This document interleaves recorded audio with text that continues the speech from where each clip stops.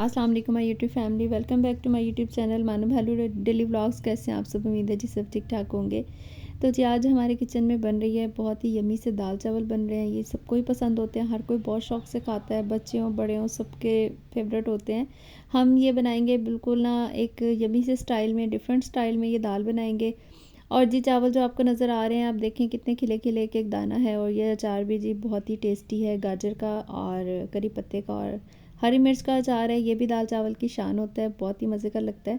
तो आप देखें हमारी दाल जो है ना, ये फ्राइड प्याज के साथ मैंने बनाई थी, बहुत ही मज़े की बनी थी, झटपट बनी थी और इतनी इजी रेसिपी है और बहुत जल्दी बनती है। और अगर जायके की बात करें तो जायका बहुत शानदार और मज़े का होता है। अपनी रेसिपी को हम स्टार्ट करते हैं। सबसे पहले जी मैं ऑयल ऐड करूँगी, अपनी हिसाब से आप ऑयल डालें या घी डालें, लेकिन मैंने ऑयल डाला था। ऑयल बहुत ज़्यादा नहीं डाला, उसमें मैंने प्याज डाला है। ये तकरीबन एक मीडियम साइज़ का प्याज था। और आजकल के प्याज इस तरह के हैं ना, पता नहीं किस तरह के हैं, बहुत ही ज़्यादा उसमें पानी है। और ये वाला जो प्याज है ना, ये जैसे मैं ऑयल में डालती हूँ झाग बहुत बनाता है।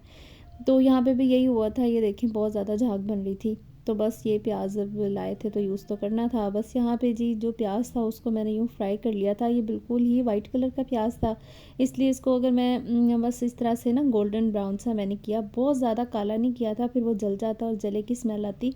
तो यहाँ पे प्याज को मैंने निकाल लिया था और बाकी जो हमारा रिमेनिंग ऑयल था उसमें मैंने डाल दिया था अदरक लहसुन का पेस्ट और साथ ही ज़ीरा ऐड कर दिया था। यहाँ पे इसको हल्का सा हम फ्राई करेंगे। और जी इतने भी साड़ी जान नहीं छड़ी इस जग ने। अब देखें इसमें हमने डाल देना है टमाटर और साथ ही एक हरी मिर्च डाल देनी है। यहाँ पे हमने इस टमाटर को भी फ्राई करना है। आंच जो थी चूल्हे की मैंने दरमियानी ही रखी हुई थी, बहुत तेज़ नहीं थी। जहाँ पे हमने देखना है हमारे जो टमाटर है ना सॉफ्ट हो जाएंगे। यहाँ पे हल्का सा पानी ऐड करके मैंने इनको गला लिया था, जो थे ना टमाटर अच्छे से गल गए थे। और ये हरी मिर्च मैंने इस तरह साबुत ही डाली थी, डंडी के समेत आप हरी मिर्च डालें, इसका एक बहुत अच्छा सा टेस्ट आता है।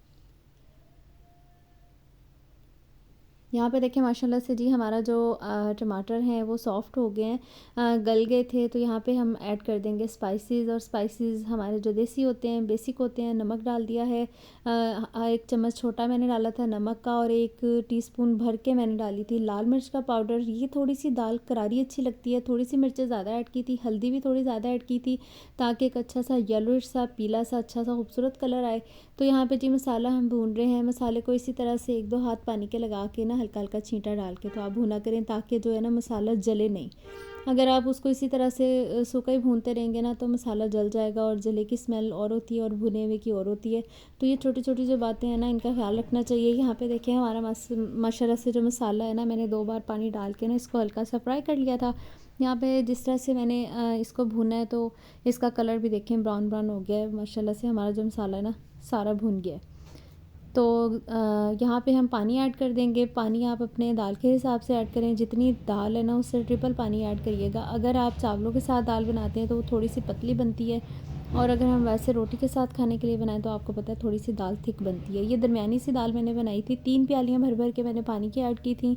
और जो दाल थी ना हमारी 1 प्याली से थोड़ी सी कम थी। यहाँ पे हम वेट करेंगे, अगर जब हमारा पानी बॉयल होना स्टार्ट हो जाएगा तो हम यहाँ पे ऐड करेंगे अपनी दाल। दाल को मैंने 10-15 मिनट भिगो लिया था। ये मूंग और मसूर की दाल है। तो यहाँ पे दाल जो थी उसने थोड़ा सा पानी ले लिया था, बाकी हमने उसको इसी में जो हमने यखनी बनाई है इसी में गलाना है। तो यहाँ पे दाल को हम ऐड कर देंगे। तो जी सारी दाल हमने इस तरह से अच्छे से प्याला साफ़ करके ऐड कर दिया। दोबारा से हम पानी को बॉइलिंग पॉइंट पे लेके आएंगे। जैसे ही पानी उबलने लगेगा तो यहाँ पे जी मैंने कुकर में बनाई थी, और हम ना यहाँ पे जो हमने प्याज फ्राई किया ना उसमें से तीसरा हिस्सा ऐड करेंगे ताकि ना दाल के अंदर इसका अच्छे से फ्लेवर चला जाए। प्याज को ऐड करने के बाद हम यहाँ पे दाल को जो पानी है थोड़ा सा पकाएंगे, और यहाँ पे भुना कुटा धनिया और ज़ीरा ऐड कर देंगे। इसकी भी बड़ी अच्छी से खुशबू आएगी। भुना कुटा धनिया ज़ीरा हमने जब भुना था ना मसाले को तब नहीं ऐड किया था, अगर उस टाइम ऐड करते तो इसकी इतनी अच्छी खुशबू ना आती। इस वाले पॉइंट पे ऐड किया। अब यहाँ पे हम क्या करेंगे, हम इसको ढक देंगे। और इसको मैंने 2 मतलब प्रेशर इसके आए थे ना, 2 सीटी तक हमने इसको गला लेना है दाल को, बस इतनी ही हमें चाहिए ना। तो इस वाली साइड पे मैंने जी रख दिया था, चावलों को बॉईल होने के लिए रखना था। तो मैंने पानी रखा, पानी को हल्का सा जैसे गर्म हुआ थोड़ा सा उसमें मैंने नमक ऐड कर दिया 1 चम्मच को भर के। चावल जो थे माशाल्लाह मैंने बहुत अच्छे से भिगोए हुए थे। ये पौना चावल था, फुल चावल नहीं था, मतलब जो इस तरह होता है ना, टोटा चावल नहीं था लेकिन पौना था, थोड़ा-सा टूटा हुआ चावल था। तो ये बहुत ही अच्छे चावल हैं, पुराने चावल हैं, ये जब बनते हैं ना बिल्कुल इस तरह लगता है आपने साबुत चावल ही बनाए हैं और ज़ायका बहुत अच्छा है।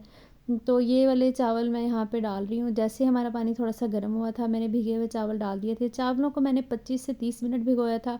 इतना भिगोया था कि जी उनका कलर जो है ना वाइट हो गया था। यहाँ पे देखें सारे चावल अच्छे से मैं ऐड कर दूँगी पानी में। पानी मुझे थोड़ा लगा था ज़्यादा, फिर पानी बाद में मैंने निकाल लिया था।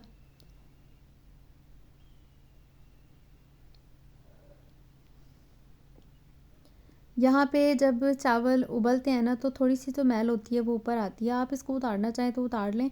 उतारने का फ़ायदा ये होता है कि चावलों का कलर थोड़ा ज़्यादा वाइट हो जाता है और चावल जो उबल-उबल के पानी बाहर नहीं आता। अगर ये झाग ऊपर रहे ना तो आपका जो पानी है ना उबल-उबल के बाहर निकलता है।